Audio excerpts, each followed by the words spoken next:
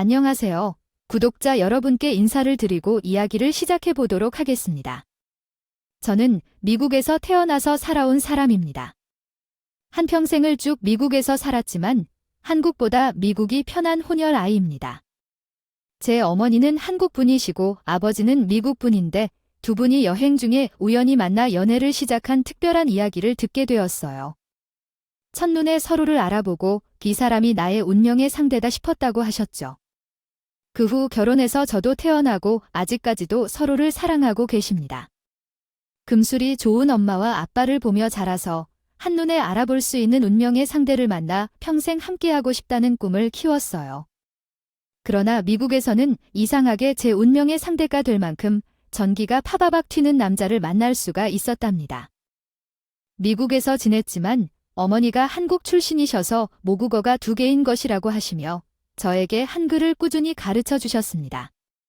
엄마는 미국에 있는 한국어학당과 같은 곳에서 일하셨기 때문에 외국인들에게 한글을 가르치는 일을 했습니다. 덕분에 가끔 실수를 하거나 맞춤법을 틀리기도 했지만 저도 한글을 꾸준히 공부해 의사소통에 전혀 무리 없을 만큼 한국어를 잘하게 되었습니다. 유쾌한 한국 사람들의 이야기를 인터넷으로 보거나 들으면서 한국에 가서 살고 싶다는 꿈을 꾸기도 했었지만 성인이 되고 나서는 부모님도 나이가 들자 엄마께서 점점 한국을 그리워하기 시작하셨습니다. 결국에는 시름시름 정도로 한국에 대한 향수병에 빠져들게 되었습니다. 아버지께서는 아주 큰 결심을 하셨습니다. 미국에서의 모든 생활을 포기하고 한국으로 이민을 결정하신 것이었습니다. 제가 미국 국적을 가지고 있는 이중 국적자이기 때문에 한국에 가서 살기는 큰 무리가 없다고 생각했어요. 다만 한국에서 무엇을 하고 돈을 벌어 살아야 할지 걱정이 조금 들긴 했어요.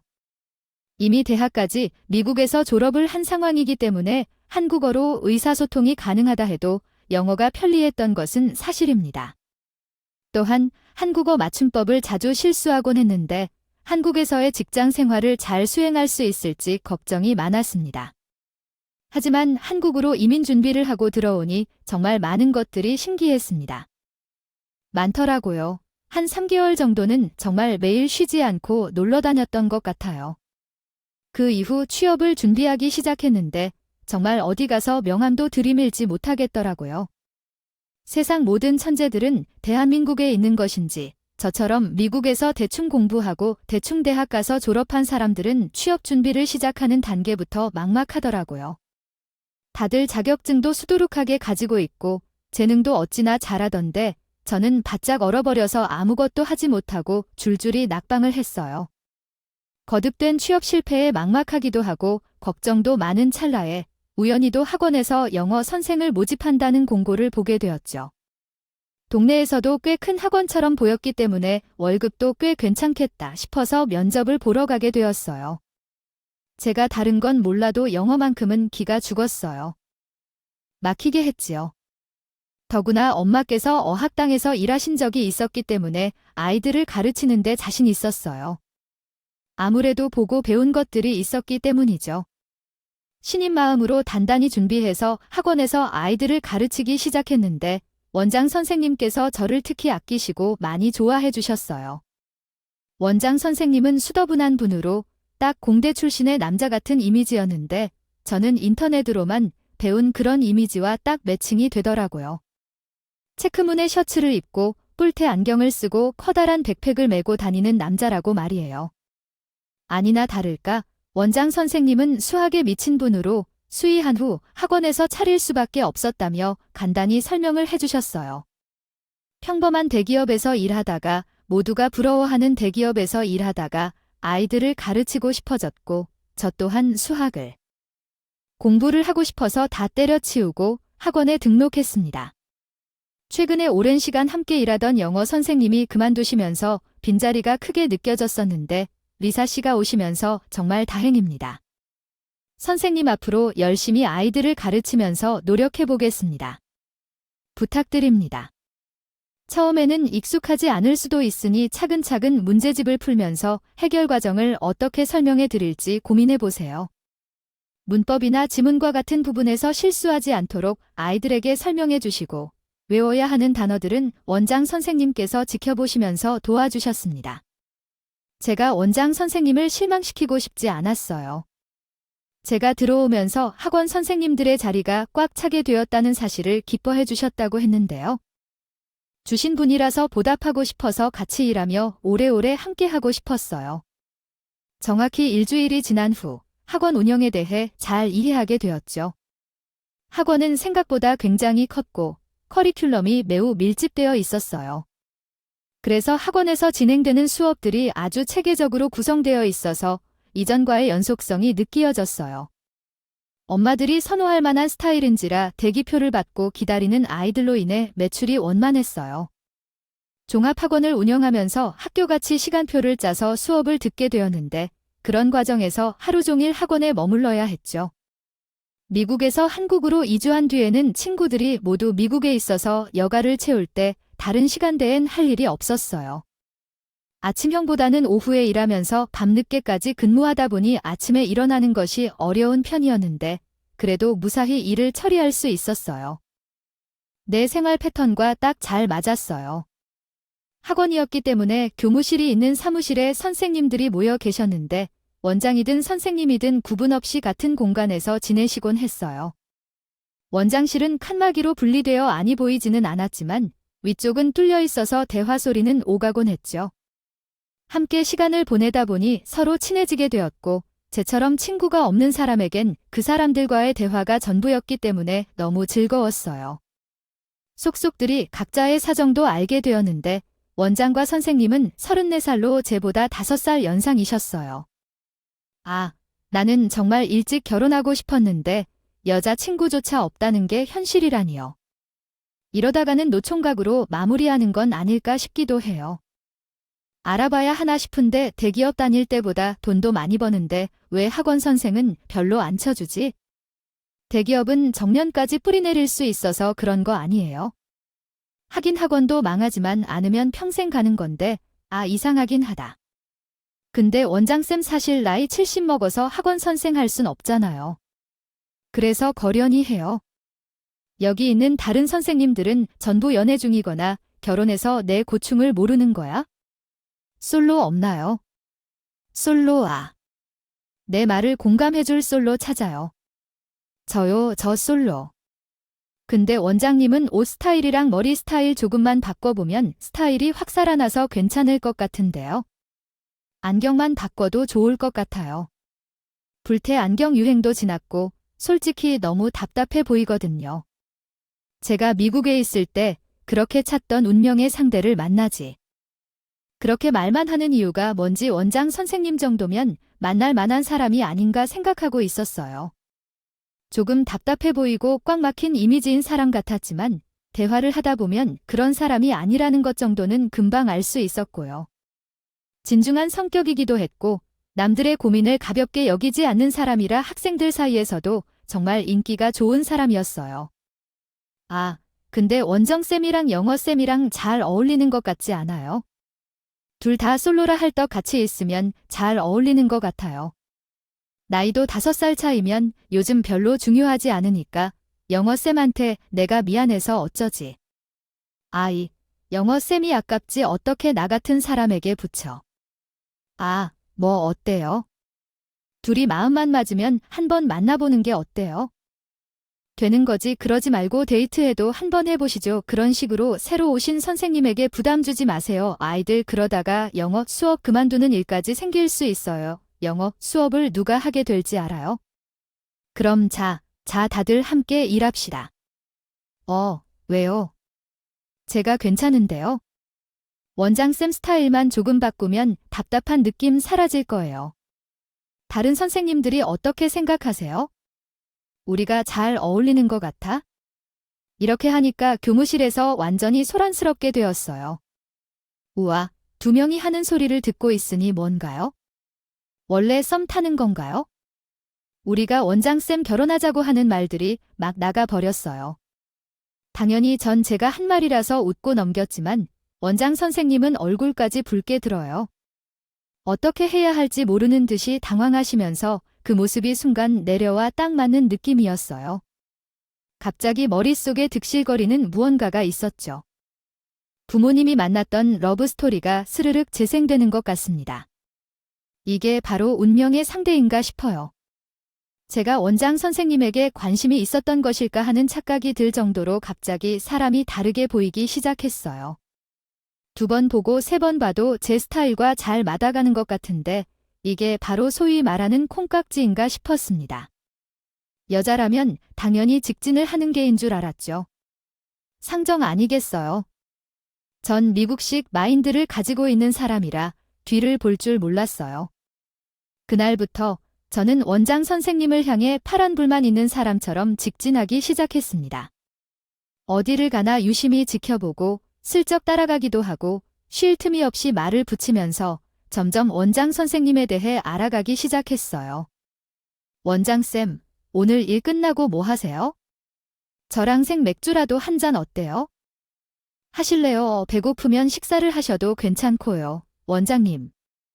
내일 오후에 출근하실 때 저랑 커피라도 한 잔 하시고 올라오실 건데 저 내일 할 게 없거든요. 처음에는 제가 뭐 하자고 하면 부담스러워하면서 은근히 피했던 것 같더니 매일같이 툭툭 던지니까 원장님도 적응이 됐는지 제가 하자는 대로 해주시더라고요. 출근 전에 커피도 마시고 퇴근 후에 생맥주를 한잔하기도 하면서 서로에 대해 많은 것을 알게 되었어요. 그동안 연애를 어떻게 해왔는지, 어떤 스타일의 여자를 좋아하는지 하나하나 캐물었죠. 처음에는 학원 근처에서만 빙빙 돌면서 만났었는데 나중에는 다른 동네에 맛집이 생겼다더라, 경치 좋은 카페가 있더라 하면서 멀리 둬서 만나게 됐죠. 영화도 보고 같이 당근을 먹는 것도 치고 게임도 즐기면서 시간을 보냈어요. 원장님. 선생님과는 취미도 잘 맞았는데 제가 그렇게 생겼지 않아서 총을 쏘는 게임을 무척 좋아했어요. 우리 둘이 함께 PC방에 가서 라면을 시켜놓고 3시간 동안 쉬지 않고 게임만 한 적도 있어요. 자주 만나면서 서로에 대해 진중하게 생각해 오게 되었고 우리는 드디어 연애를 시작했어요. 어느 날 데이트를 하게 되었는데 원장님이 차로 저를 데려와서 1시간 넘게 열심히 달려갔어요. 어디로 가는지 묻지 않았던 게 제일 큰 실수였지만 어쨌든 바다 근처까지 저를 데리고 왔어요. 여기가 바로 새우양식장도 같이 있는 집이라서 엄청 새롭고 신선해요. 아, 뭐부터 먹을까요? 아, 사실 제가 말하지 않았는데요. 컨텍스 초엘그레머미 스테이크. 안타깝게도 제가 갑각류 알레르기가 있어서 새우를 먹으면 큰일이 나요. 어렸을 때 실수로 새우를 먹었더니 목부터 부어서 위험에 처한 적이 있거든요. 정말 호주에 있는 친구에게 미리 말했으면 안 왔을 텐데 내가 미리 물어봐야 했어요. 먹을 게 없어서 어떻게 해야 할지 모르겠어요. 아니에요. 오빠는 많이 드세요? 제가 라면이나 하나 시켜서 먹으면 돼요? 일단 새우를 빨리 먹으세요. 아주 좋아한다고 하는데 못 먹는 사람 앞에서 어떻게 먹을지 모르겠어요. 근처에 다른 음식을 먹을 수 있는 식당이 있나 한번 찾아보자. 근데 그 동네에 새우 양식장이 있어서 그런 건지 아니면 모든 메뉴에 새우가 들어가는 게 없더라고요. 5곳의 가게를 돌아다녀도 먹을 게 없어서 결국 거기까지 가서 떡볶이를 먹고 돌아와야 했어요. 원장 선생님은 제가 미리 알려줬어야 했는데요. 했는데 몰랐다며 미안해했고 나는 그 좋아하는 새우도 못 먹고 돌아와서 더 미안했지. 서로 이렇게 배려를 하면서 투닥거리는 일도 없이 만나다 보니 2년이란 시간이 흘러가게 되었습니다. 연애를 한 지 2년 차가 되었을 때 학원에서 아주 깜짝 놀라게 프로포즈를 받게 되었어요.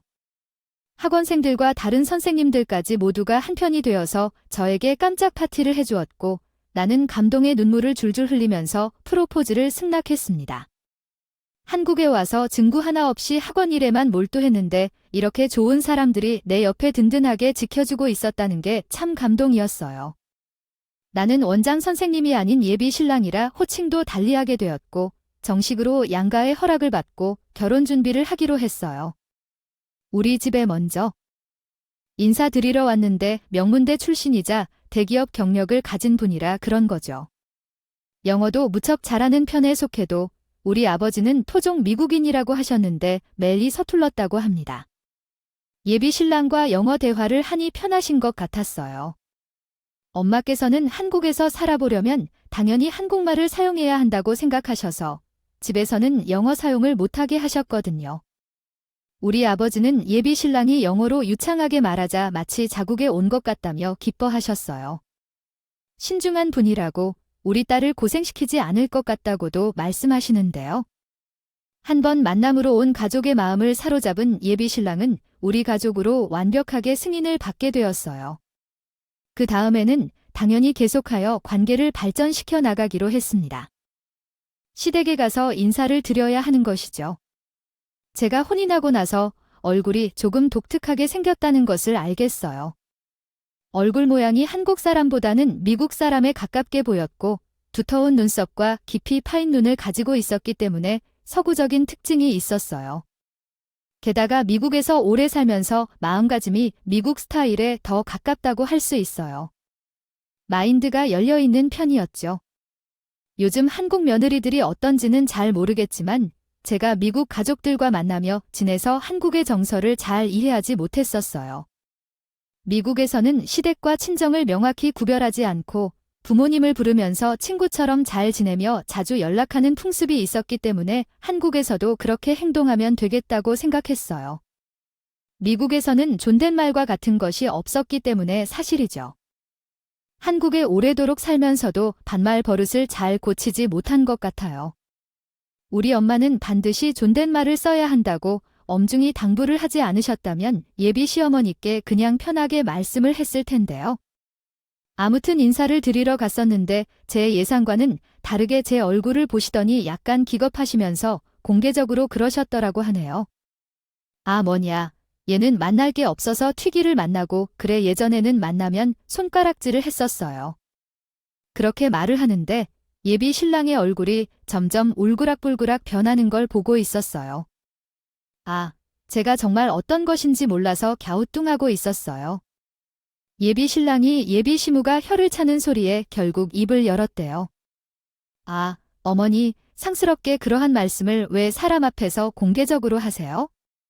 저한테 따로 말씀하시는 것도 아니고 왜 사람에게 상처를 주시는 거죠? 저는 그 말에 눈치를 챘어요. 아, 이게 혼혈을 비하하는 단어구인 걸 말하는 거구나. 사람의 직관력은 정말 무서운 거라고 생각해요. 무슨 뜻인지 모르는 단어임에도 불구하고 그 상황만으로도 그 말의 뉘앙스를 느낄 수 있었어요. 당연히 바로 주눅이 들었고 예비 신랑은 제가 아무 소리도 하지 않고 입을 꾹 다물자 금세 화를 내는 예비 시어머니에게 더욱 불편했습니다. 처음 보는 자리에서 그런 말씀을 하실 거라고는 상상도 못했어요. 아, 오늘 결혼하겠다고 인사를 드리러 온 것인데 정말 너무하지 않으세요? 저는 어머니께 진심으로 실망했어요. 세상에 혼혈이라면 어떻다고 그런 편견을 가지는 것인지 예비 신랑이 계속해서 예비 시어머니에게 화를 내자 예비 시어머니도 마음이 상했는지 그 길로 방으로 들어가서 머리를 감싸고 누웠어요. 버릴 겁니다. 예비 신랑이 씩씩하게 누워있는 시어머니에게 말했어요. 전만남해 자꾸 이러시면 어머니뿐만 아니라 제 얼굴에도 먹칠하는 짓이에요. 아, 잘났다고 고생했다고 말도 못하겠답니다. 어린애도 아니고 외모가 마음에 들지 않는다고 이런 식으로 행동하시면 안 되는 거죠. 어머니도 성인이시잖아. 아이고, 시끄러워. 아무나 만나도 좋으니까 제발 한국 사람이나 만나지 못한다고 키도 멀대같이 크고 눈도 절레절레 파란색이 도는 희귀를 만나서 사람 속을 시끄럽게 하지 마세요. 저는 당연히 결혼을 반대하고 나설 거라는 생각 자체를 하지 않았기 때문에 시어머니의 그런 행동에 너무나도 놀랐어요. 드라마에서는 가끔 보긴 했지만 정말 현실에서도 인사를 드리러 온 며느리 앞에서 흰 손수건으로 이마를 동여매는 건 누워있는 사람이 있을 거라는 생각을 못했었거든요. 아무리 문화가 다르다고 해도 말이죠. 사람 앞에서 머리를 싸매는 것이 가능한 일인가 싶었어요. 저도 생각이 많이 자란 편은 아니지만 예비 시어머니도 고집이 없는 성격이구나 하는 걸 가늠할 수 있었죠. 속으로는 예비 시어머니가 하는 행동이 모조리 쇼라고 생각했지만 대놓고 어르신에게 지금 쇼하고 있는 거예요 하고 물어볼 수가 없잖아요. 예비 시어머니가 제 성격을 모르지만 너무 모르는 거였죠. 저는 위기가 닥치게 되면 오기가 생기는 타입이었어요. 우리 집에서는 결혼 허락이 단번에 떨어졌는데 이렇게 예비 시댁에서 반대를 하고 나서니까 자존심도 참 많이 상하고 오기도 생기더라고요. 제가 어떻게든 예비 시어머니를 이겨내고 결혼을 해야겠다는 생각을 하게 됐어요. 아무리 자기 자식이 크게 되었어도 자식의 인생까지 간섭할 수 없는 게 부모의 역할이 아니겠냐고 저와 예비 신랑은 그날 최악의 인사를 드린 이후에 예비 시어머니와 친해지기 위한 작전을 시작했어요. 하루는 예비 시어머니를 끌고 나온 예비 신랑이 어젯밤 전화해서 밥을 먹으러 나오라고 하더라고요. 같이 저녁을 먹자는 말에 신이 나서 실컷 준비를 하고 그 자리에 나갔는데 아들이랑 단둘이 데이트를 하는 줄 알았던 예비 시어머니의 얼굴이 당혹스러웠어요. 아휴, 왜 불렀어? 나는 아들이 맛있는 거 사준다고 해서 나만 부른 줄 알았는데 눈치도 없이 여기 이렇게 따라붙네. 원래 저랑 오빠랑 데이트 하려고 했는데 어머님까지 초대한 거예요. 여기 파스타요. 맛있으니까 드시고 주문하세요. 집에 도착해서 각자 메뉴를 고르고 기다리고 있었는데 예비 시어머니가 새우 파스타를 시켰어요. 새우를 좋아하는 것도 유전적인 것인지 뭔지 예비 신랑이랑 입맛이 비슷한 것 같더라고요. 저는 새우를 먹을 수 없고 새우가 우린 육수만 들어가도 몸이 근질근질해서 안전하게 기본 오일 파스타를 시켰어요. 예비 신랑이 새우를 좋아해서 저에게도 새우철에 새우 먹으러 가자고 불러 했다가 각자 알레르기가 있는 걸 알게 되었잖아요. 예비 시어머니가 새우 파스타를 시킨 이유가 예비 신랑에게 새우를 까주려고 그랬던 것이었죠. 아니, 뭐 3살 먹은 어린애도 아닌데 파스타에 들어간 새우를 일일이 까줘야 할 필요가 있나 싶긴 했지만 입 밖으로 꺼내면 이거 100% 가짜예요. 싸움밖에 나지 않을 것 같아서 그냥 조용히 있었어요. 엄마, 저도 여기 새우 들어가 있어요. 엄마도 새우 좋아하시잖아요. 까서 저 주지 마시고 엄마 다 드세요. 저도 다 컸는데 언제까지 어린아이 취급하시고 이러면 사람들이 반푼 이어봐요. 새우 하나 제대로 깔 줄 모른다고 해요. 예비 시어머니가 새우를 까다 말고 입을 쭉 내밀고는 괜히 제 파스타를 보더니 한마디 하더라고요. 너는 그게 맛있네. 아이, 뭐 들어간 것도 없이 마늘만 들어간 기름 범벅이 뭐가 맛있다고. 그런 걸 먹어. 이렇게 해산물이 푸짐하게 들어간 걸 먹어야지. 휴휴, 저거 한두 푼 하는 것도 아닐 텐데 돈 아까워 죽겠다. 야, 아무튼 효준, 이런 것들은 돈 아까운 줄도 몰라. 각각 알러지가 있어서 먹으면 큰일 나요. 어릴 때 새우 한 번 잘못 먹으면 큰일 날 수도 있어요. 식사 중에 큰일이 발생할 뻔했었거든요. 그 이후로 두 분은 아이 근처에 앉아 계시죠. 그래서 예비 시어머니가 제 얼굴을 주의 깊게 살펴보더니 그러면서 다시 음식을 드십니다. 그 당시에는 알지 못했는데 제가 한 말이 제 무덤을 파는 말이었다는 거요. 그 이후로는 예비 시어머니가 의도적으로 쟤를 배척하고 만나려고 노력을 하는데 저도 또한 오기가 팍팍 생겨나는 겁니다. 오늘은 우리가 간장게장에게 먹으러 갈까요? 그러면 미간을 질러보니 알레르기가 있는 너는 집에 가도 좋고 제게는 오늘 간장게장을 꼭 먹어야게 되네요. 어제부터 꾸준히 생각나는 고짜조한 맛이 어찌나 고요한지. 아, 믿을 수 없게 맛있는 것을 못 먹는다니 너도 참으로 안 됐다고 해야겠어요. 그러면서도 이 사람은 못 먹을 텐데 굳이 간장게장을 드셔야겠죠? 그건 나중에 결정하면 될 것 같습니다. 집으로 주문해 드릴 테니까 오늘은 다른 것을 먹어요. 아니, 난 오늘 꼭 한장유를 먹고 싶다니까 나한테 밥 먹자고 불러내서는. 아, 왜 내가 먹고 싶은 걸 못 먹게 하니? 그럼 뭐 새우 장유라도 먹으러 갈까? 나는 오늘 꼭 그런 장유를 먹고 싶구나. 아, 청혼되면 우리끼리 가자. 아들 예비 시어머니는 저를 빼놓고 움직이고 싶어 하는 사람처럼 저만 보면은 개타령 새우 타령을 해댔어요. 하지만 저라고 예비 시어머니가 원하는 대로 움직일 수가 없지 않겠어요. 저는 싫은 마음에 일부러 조미김을 싸들고 다녔어요. 아내 어머님, 취하시는 간장게장 먹으러 가요? 전 다른 거 먹으면 되죠? 어제부터 드시고 싶다고 하시는데 당연히 가야겠죠. 그리고 가방에서 조미김을 꺼내다가 맨밥에 다 싸먹고 있으니까 아주 기가 차다는 듯이 보이더라고요. 그때부터 저와 예비 시어머니를 알게 됐습니다. 모르게 기싸움이 시작되었는데 가운데에 있는 예비 신랑만 피곤함을 이기지 못하더라고요. 저와 예비 시어머니가 같이 있으면 불꽃이 파바박 튀기는데 정작 저는 예비 시어머니를 이기려는 생각이 아주 실은 들었죠. 같이 밥을 먹고 길을 걸어가다가 산책하는 강아지를 봤는데 너무 귀엽더라고요. 모르게 다가가서 강아지 주인에게 허락을 받고 만지며 말했어요. 어머, 너 너무 귀엽다. 이름이 뭐야? 멍아이고 귀여워. 털 관리도 잘 된 것 보니까 아주 예쁨을 받고 있나 봐. 걔가 뭐가 이쁘니? 고양이가 훨씬 깔끔하고 예쁘지. 아니, 시킬 필요도 없는 애들인데 말이야.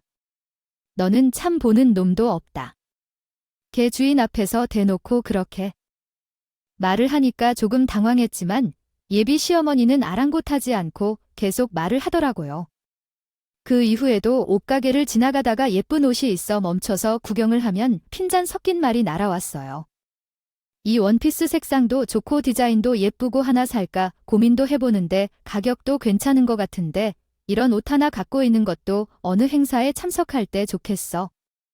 너는 요즘 유행도 모르니? 아이고, 이런 치마들은 옛말이야. 요즘에는 바지가 대세야. 바지가 편하기도 하고 말이야. 커피를 마시러 가면 세련되게 인상을 쓸어내며 말을 했어요. 너는 야밤에만 자고 뭐 하길래? 이 시간에 카페인을 마시고. 너는 어디서 뭐 하다니? 하고 돌아다니는 거. 사사건건 11시를 걸을 때마다 일부러 밝은 표정으로 보인다며 웃으면서 반격을 해드릴 수밖에 없었죠. 저는 무슨 말이라도 하면 아주 주시자의 대답을 기다렸다는 식으로 대답을 하신다. 그러니까 저는 거기서 얽히면 예비 시어머니에게 책임을 질 수밖에 없겠죠. 카페인을 많이 섭취하지 않아요. 그래서 일부러 디카페인 커피를 주문해요. 디카페인 아실까요? 디카페인이라고요. 이게 무엇인가요? 그냥 미국에서 살았다고 자랑하는 것도 지나치죠. 알아듣지 못하신다는데 디카페인이란 그냥 카페인이 없는 커피라고요. 미국에 오래 살아서 본토 발음이 있기는 하지만 30년 동안 살아도 발음 한 번 못하면 어떨까 싶기도 해요. 게다가 제가 미국 사람이라고요? 하지만 미국에서 태어나기는 했지만 문화 차이가 있겠죠. 이렇게 해야지요. 이해가 되시죠? 오리지널 하고 있어. 아무튼 미국 사람인 거 티내는 것도 아니고 내가 진짜 답답해 죽겠다. 한국에도 널린 게 여자인데 왜 미국 사람을 만나서 결혼을 하겠다고 하는 거야? 내가 그 사람이랑 자주 만나봐야 서로 싸우고 물어뜯기 밖에 더해. 아이고, 이런 자리는 왜 자꾸 만들어내는 거야? 저랑 어머님이랑 하루 빨리 친해지라고 만드는 자리 아니겠어요? 어머님, 저 미국에서 태어나서 오픈 마인드예요. 오픈 마인드, 아이고, 영어 좀 그만 써라. 이러다가는 나도 맨날 스테이크에 빵이나 먹고 앉아 있을 거야. 제가 예비 시어머니의 속을 살살 긁어내면서 반격을 하니까 예비 시어머니 또한 오기가 생긴 건지 끝까지 한번 가보자고 하더라고요. 누가 먼저 나가 가 떨어지는지 두고 보자고 이를 부득부득 갈고 있었는데 예비 시어머니가 선을 제대로 넘기로 결심한 거예요. 평소와는 다르게 나긋나긋한 말투로 다시 한번 진지하게 결혼 이야기를 해보자며 집으로 오라고 하셨어요. 처음에 인사를 드리러 간 나를 제외하고는 시댁의 문턱을 넘어본 적이 없었기에 어쩌다가 제 진심을 알아주시나 싶어서 발걸음을 서둘렀죠. 제가 정말 좋아하는 음식 중 하나가 김치찌개거든요. 엄마께서도 맨날 말씀하시는데 김치찌개만 있으면 밥을 2그릇도 쉽게 해결할 정도로 엄청나게 좋아하는 음식이에요. 대신 김치에 새우 젓갈이 안 들어가게 엄마가 젓갈을 뺀 김치를 만들어주시고 다 빨아서 김치찌개를 끓여주신답니다. 그래서 식당에 가서 먹지 못하지만 집에서 엄청 많이 먹어요. 제가 김치찌개를 좋아한다고 말한 것을 기억하신 건지 어쩌면 모르겠지만 소중한 한 끼를 가득 끓여주신 예비 시어머니가 마음을 열어주셨다는 것에 감동을 받아서요. 오늘 같은 날에는 예에 바르게 행동해야겠다고 다짐하고 두근거리는 마음을 진정시키고 깊게 숨을 들이마시려 했지만 말씀하신 대로 밥상을 차려주시고 기쁜 마음으로 숟가락을 한번 집어 들으려 했을 때 예비 시어머니의 초롱초롱한 눈빛이 느껴졌어요. 너가 좋아하는 김치찌개를 끓여놨으니 다 먹어. 하나도 남기지 마. 나는 오직 너를 위해서만 요리했기에 부족하다면 더 가져가서 집에 가서 남기지 말고 모두 먹어야 해 라고 하시니 맛있는 식사를 마치지 않고 다 가지고 가려고 애썼습니다. 그런데요 어머님, 새우젓갈에 들어간 김치찌개는 못 먹어요. 죄송한데요. 여기 새우젓갈이 들어간 김치면 제가 못 먹을 것 같아요. 죄송해요. 그거 당연히 알고 있어요. 며칠 전에 새우젓갈을 빼고 새로 담근 김치를 만든 거 아닐 거예요. 이거 액 좀만 넣어 만든 김치로 만든 김치찌개가 걱정하지 말고 먹어야 해요. 이제 며느리 될 건데 이런 정보를 내가 놓칠 수가 없어요. 먹지 않으면 두고 보라는 식으로 은근히 말씀하시는데 왜 저러나 싶었죠. 대충 네네 갈겠습니다 하고 제대로 끓인 것 같은 냄새가 진동하는 찌개 한 숟가락을 딱 뜨는데 예비 신랑이 저를 막았어요. 잠시 기다리라고 하더니 자기 앞에 놓인 국그릇을 뒤적거리더니 만 예비 시어머니에게 소리를 지르는 겁니다. 어머니, 진짜 미친 거 아니에요? 이게 뭐 하는 짓이에요. 큰일 날 짓 하고 있어요. 그러면서 제 국그릇을 확 채가는데 그 뜨거운 걸 순식간에 채가니까 국물도 흘리고 손도 뜨겁고 할 거 아닙니까?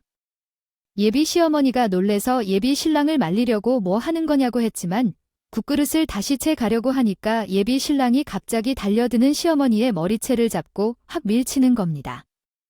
평소에는 예의도 바르고 진중한데 한 예비 신랑이 예비 시어머니의 머리를 잡아 놀라지 않을 사람이 어디 있겠어요? 예비 시어머니는 머리채가 잡혔다가 놓이면서 엉덩방아를 찢고 거실 바닥에 엎드려져서 머리를 부여잡았어요. 예비 신랑은 그런 예비 시어머니 앞에 우뚝 서서 씩씩거리는데 저는 무슨 일이 벌어지고 있는지 몰라서 멍하니 있었어요. 넘어진 예비 시어머니를 부축해야 할까 하다가는 끼어들어야 했어요. 김치찌개를 치워야 할까 아니면 화가 난 예비 신랑을 달래야 해야 할까 뭘 해야 할지 몰라서 우왕좌왕 난리가 났어요. 그때 예비 신랑이 참지 못하겠는지 사대까지 해가면서 예비 시어머니에게 고함을 질렀어요. 이 사람 각각 류 알러지가 있다고 했잖아요. 알러지가 심해서 목이 붙어붙는다는데 당장 비상약도 없을 텐데 어디 사람을 해치려고 이런 못된 짓을 해요? 진짜 내가 숨이 막혀서 못 살겠어요. 저는 순간 이게 무슨 소리인가 싶어서 예비 신랑의 멀쩡한 김치찌개 그릇을 숟가락으로 뒤지기 시작했는데 우와 정말 소름이 돋더라고요.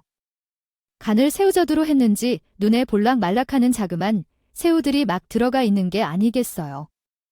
눈에 잘 보이지 않으니까 제가 아무것도 모르고 한 숟가락이라도 떴으면 정말 큰일 날 것 같아요.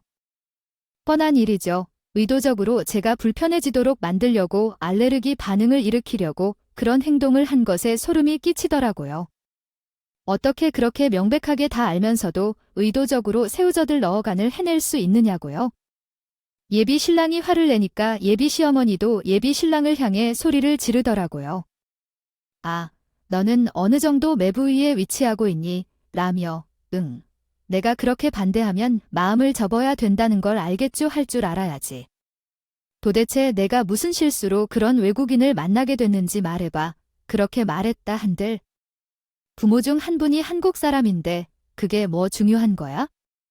우리의 전통에 어울리지 않는 사람이라며 몇 번을 말했는데 우리 집안의 전통은 무엇이길래?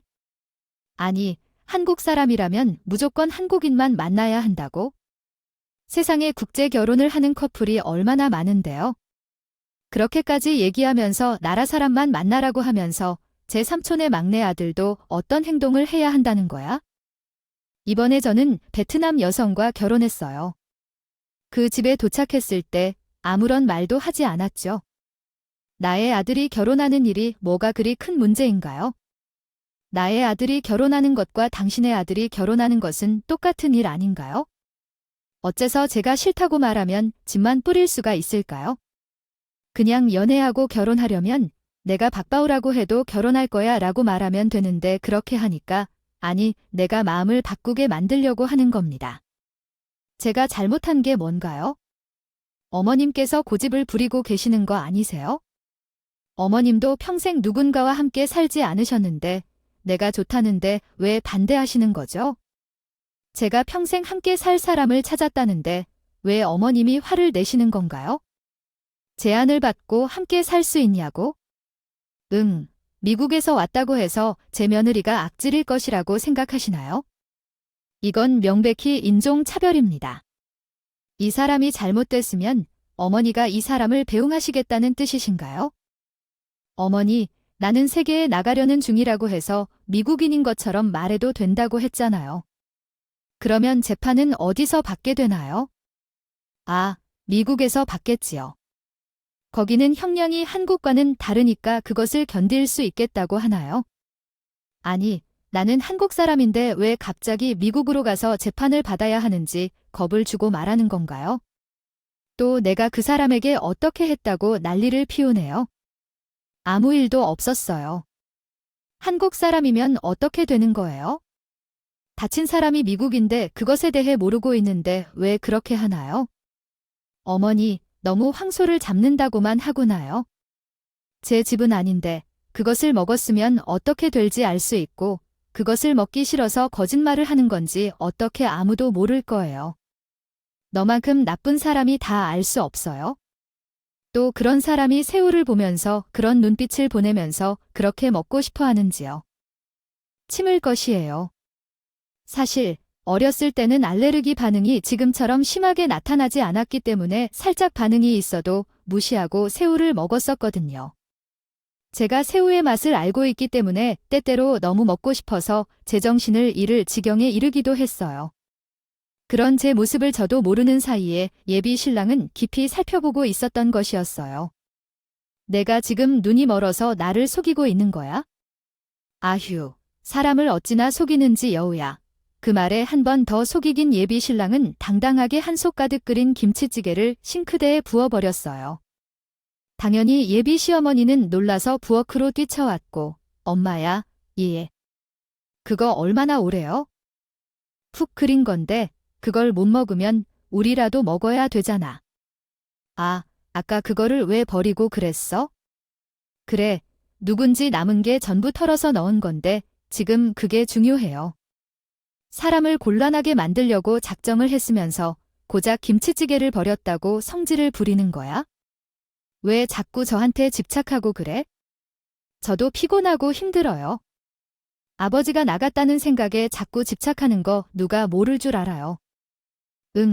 제가 지금 이런 상황에서 내 아버지 이야기를 왜 꺼내고 그래? 아주 망신을 얼마나 버티려고 그런 말을 하냐고. 맞아요. 저한테 집착하는 거 전부 아버지를 떠난 생각에 그러는 거잖아요. 어머니가 의처증 있는 것처럼 꾸는데 어떻게 참아요? 아버지가 왜 나갔는지 다 알 것 같다니까 사살건건 의심하고 구속하고 하니까 아버지가 결국 나간 거잖아요. 나는 우리를 버리고 도망간 그 말에 예비 시어머니가 예비 신랑에게 힘껏 뺨을 때리라고 했다. 나는 개판이 난 상황에서 아무것도 할 수 없이 주저앉아 있었고 그렇다고 아버지께 빌어도 소용이 없겠지만 어쩌면 치는 게 낫겠다는 생각이 들었다. 아버지가 도망간 후에는 어머니 옆에서 전전긍긍하느라 내가 대기업직을 떠나 학원 선생이 된 상황에서 어떻게 해야 할지 막막했다. 내가 학원을 차린 이유까지 핑계거리로 삼는 것은 아니었지만 내가 원래 학원을 차리고 싶다고 한 걸 생각하면 내가 뭘 해야 할지 막막했어. 아, 내가 뭐 하며 대기업을 그만두라고 말한 적이 있어? 그래, 너가 스스로 선택한 일까지 왜 나한테 떠넘기는 거지? 엄마가 일 못 해내면서 몇 시에 퇴근하느냐만 적어서 집에 온다 해서 혼자 집에 있으니까 나쁜 생각이 든다고 했던 거잖아. 내가 그만뒀던 것은 엄마한테 부담을 주기 싫었기 때문이야. 얼마나 의지하고 있는지 알면서도 일부러 학원 차였다고 해서 이제 나이도 꽉 찼는데 결혼을 해야 살아야 하지 않나. 나도 가정을 꾸리고 살아야지. 누가 결혼하지 말란 얘긴데 왜 하필 많고 많은 사람들 중에서 하필이면 그 여자냐고. 외국물 먹은 며느리가 들어오면 엄마 입맛대로 못 주무를 것 같으니까 반대하잖아요. 내가 천년만년 엄마 옆에서 아빠 대신해서 살다가 죽었으면 좋겠어. 며느리가 무슨 엄마 수발 뜨는 사람이야. 그냥 우리끼리 행복하게 살게 냅두라고. 얘가 정말 오바를 떨고 있어? 언제 난 그렇게 집착을 했다고 그러냐. 생사람 좀 그만 잡아라. 그 말에 예비 신랑이 아주 지긋지긋하다는 듯이 얘기를 했더라고. 언제 그랬냐고. 늘 그랬지. 엄마한테는 일상이었을 텐데. 뭐가 잘못된 건지도 모르는 거지? 나는 이제 정말 지친 상태라 아무것도 하기 싫어요. 엄마는 계속 나에게 이런 식으로 말하시는데 나는 어떻게 더 이 집을 나가 살아나갈지 모르겠어요. 나는 밖에서 살면서 새로운 가정을 꾸려 살 거예요. 처가에 얼마나 죄송한 마음을 갖고 있는지 모르겠어요. 내가 있는 것만으로 반가워하고 안아주시는데 이 사람은 우리 집에서 어떤 대우를 받고 있는지 모른 채 우리 집에만 오면 환영받지 못할 존재가 될 것 같아서 미안해요. 죽겠다고 나가겠다고 라고 말했을 때 내가 지금 나한테 무슨 일이라도 하는 거니? 이런 아들이라고 수십 년 동안 어여쁘게 키워준 게 믿기지가 않아. 그래서 나갈 거니까? 2번 다시는 이 집에 발 닿지 않을 테니까. 내 결혼식에 올 생각도 하지 마. 그러더니 제 손을 잡고 현관문을 열었어. 신발도 제대로 신지 못한 채였어.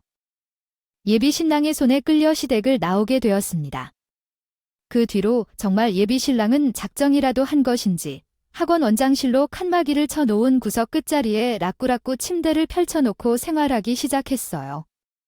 집에는 들어가지도 않고 학원에서 먹고 자고 하는데 솔직히 제대로 된 생활을 하지 못하니까 사람이 점점 폐인이 되어가고 있었죠. 예비 시어머니가 집에 들어오지 않는 아들을 찾으려고 학원까지 찾아온 적도 여러 번 있었는데 예비 신랑은 절대 만나주지 않더라고요. 퇴근 시간까지 하염없이 예비 시어머니가 학원 입구에서 예비 신랑을 기다리는데 원장실에서 먹고 자고 하는 사람이 건물 밖으로 나올 리가 없겠죠. 결국에는 제가 퇴근하는 길에서 예비 시어머니를 슬쩍 불렀어요. 어머님, 잠시 저랑 얘기 좀 해주실래요? 하실래요? 라고 말했을 때 아무런 대답이 없이 그저 물물하며 나를 따라오시는데 카페에서 함께 앉아 따뜻한 커피를 마시며 예비 시어머니에게 물어보았어요. 어머님, 아직도 제가 그렇게 미소를 짓는 걸 싫어하시나요? 아들이 이렇게 하는 것에도 불구하고 반대로 하고 싶다고 생각하시나요? 예비 시어머니는 아무런 말도 없이 무표정하게 앉아 있었어요. 솔직히 말해서 나도 미워하는 사람을 싫어해요. 하지만 저 사람이 집으로 들어가지 않고 학원의 원장실에서 자고 싶다고 하는 걸 보니 불쌍하고 안타깝기도 했어요. 그래서 이야기를 해야 할 필요성을 느꼈죠. 집에서 먹을 것이 없으니 거기서 먹고자 한다는 거야? 그렇다면 먹을 게 있다면 씻은 후에 먹으라고 해야 해. 목욕탕에 가서 마음을 정화시키고 싶은데 언제까지 그렇게 지낼 수는 없겠죠. 원래는 우리 아들과 함께 있을 생각이었는데 현재 상황에서는 그렇게 할 수 없어서 이렇게 지내게 되었어요. 결국 집을 나가는 것이 낫겠다 생각했어요. 그동안 잘못된 점이 많았다는 생각이 들었어요. 아들이 저에게 하는 말을 더 신중히 들어야 했는데 아마도 그가 저에게 상처를 받은 것 같아요. 다시 생각해보니 아들과의 오해를 풀고 싶은 마음이 들었어요. 하지만 그 전에 제와의 결혼을 먼저 허락해 주셔야 할 것 같아요. 그러니 예비 시어머니가 한 번 더 생각해 주세요. 만약 정말로 저와 함께 살고 싶지 않다면 지금 말해 주세요. 아니라고 생각하시면 아들이 너무 너에게 집착을 많이 한 것 같고 그것을 바로 해결해야 할 것 같아요. 미국에서 오래 살면서 미국 시민권도 받고 집도 잘 사는 것 같고 여자친구가 능력도 있고 외국어도 잘하니까 우리 아들이 나보다 못할까봐 그런 거죠. 그는 명문대 출신이자 대기업에서 일하며 학원 원장인데 집에 와서 대화하는 걸 보니까 저랑 별반 다르게 영어를 잘하더라고요. 그게 더 대단한 거 아닐까요? 미국에서 살아본 적 없는 사람이 영어를 그렇게 잘하면 어깨를 펴고 다녀야겠죠. 그래도 외적인 것이나 뭐가 아닌데 우리 아들이 너보다 못한 것은 사실이니까요. 나는 우리 아들이 더 돋보이고 성공적으로 장가 들었으면 하는 바람도 있었습니다. 그래야 나도 좀 뿌듯하고 며느리에게 소리쳐도 될 텐데. 아니면 내 욕심인 걸 아는데 결국은 그건 결혼 허락을 받지 않아도 되는데 그냥 강행하자고 말하는 건 좀 과감한 것 같아. 그냥 솔직히 말하자면 어머니와 화해하고 싶어요.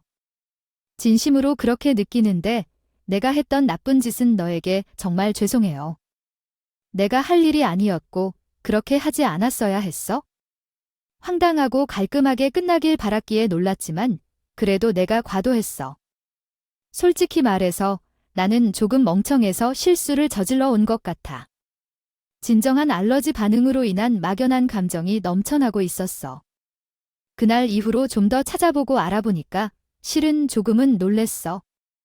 내가 했던 너한테 대한 행동이 너무 심했던 것 같아. 미안하다고 말하고 싶어. 그리고 아들에게도 말을 잘해주도록 약속할게. 중요한 건 우선 서로 긴밀한 관계를 맺어나가는 것이지 않을까? 그러니 이후에는 함께 좀 더 친밀해진다면 좋을 것 같아.